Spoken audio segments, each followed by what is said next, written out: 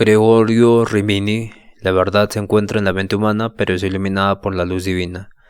Gregorio fue un filósofo y teólogo franciscano italiano, uno de los más importantes representantes del nominalismo en la escolástica. Nació en Rimini, Italia, y se unió a la orden de los franciscanos, donde fue discípulo de estudiosos de la tradición tomista. Desarrolló gran parte de su obra en la Universidad de París, un centro intelectual muy conocido en la Edad Media, donde ya hablamos que muchos se han formado. Gregorio fue contemporáneo de filósofos como Guillermo de Ockham, a quien se consideraba una figura clave en nominalismo, pero su pensamiento se caracterizaba por la relación particular con las ideas de Santo Tomás de Aquino y Duns Scoto. Su interpretación de la teología y la filosofía no solo destacó por su nominalismo, sino también por la crítica a la naturaleza del conocimiento humano y su énfasis en la voluntad divina. Su pensamiento influyó profundamente en el pensamiento escolástico posterior, particularmente en la corriente franciscana, y su obra fue ampliamente discutida tanto en el tiempo como en las generaciones posteriores. Su enfoque filosófico es del nominalismo radical. Gregorio Rimini defendió un enfoque nominalista en relación con los universales. Según Gregorio, los universales no tienen existencia real fuera de la mente humana y no pueden ser aplicados a la realidad más allá de las palabras que usamos para describirlas. Para él, el concepto generales son simplemente construcciones mentales que no tienen una correspondencia objetiva en la naturaleza. Gregorio compartió una preocupación medieval por la relación entre la razón y la fe. Sin embargo, a diferencia de pensadores como Santo Tomás de Aquino, que buscaban una integración armoniosa entre ambas, Gregorio veía a la razón humana como limitada en cuestiones trascendentales. En su visión, la razón podía ayudar a entender los aspectos naturales y finitos del mundo, pero las verdades sobrenaturales solo podían ser comprendidas a través de la fe y la revelación divina. Una de las principales áreas de las que Gregorio se desvió de la tradición escolástica fue su interpretación del libre albedrío y la predestinación. Aunque ambos aceptaban la doctrina predeterminista, Gregorio insistía en el libre albedrío humano no estaba completamente condicionado por la predestinación. Otro tema interesante es que Gregorio también desarrolló la teología de la justificación. Este era un tema que entraba en debate en la época.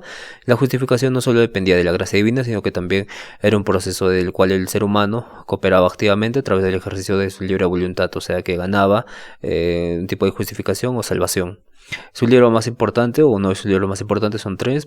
Primero vamos a hablar del comentario en libros Sectarium. En esta probablemente la obra más importante de Rimini. Las sentencias habla sobre las sentencias de Pedro Lobardo, que es una de las obras más influyentes de la Edad Media a lo largo de esta obra. El comentario es libro Centerium. Desarrolla su visión sobre la naturaleza de Dios, la creación, la voluntad humana, el libre albedrío y la justificación, entre otros temas. En particular, en su comentario a las sentencias, Gregorio expone una visión nominalista de los universales y profundiza en su concepción de la gracia divina y la voluntad libre. Las sentencias de Pedro Lobardo son un texto que recopila Pedro Lobardo de toda la iglesia, entonces muchos filósofos han hecho sus comentarios a estos textos. Y también escribió la Suma Teológica, donde en esta obra Gregorio cuestiona centralmente la naturaleza de Dios, el libre albedrío y la justificación y del fin último del ser humano. En esta obra no tan sistemática como la de Aquino, pero tiene un profundo enfoque en la predestinación, el papel de la gracia divina en la salvación. También en su libro De Libertate Arbitri, en este tratado Gregorio se dedica a reflexionar sobre el libre albedrío y la compatibilidad con la gracia de Dios, y su visión era un tanto tentativa a meditar entre posturas más rígidas de Agustín y más liberales de otros pensadores. Tiene influencias con Guillermo de Ockham, donde Rimini comparte con Ockham una fuerte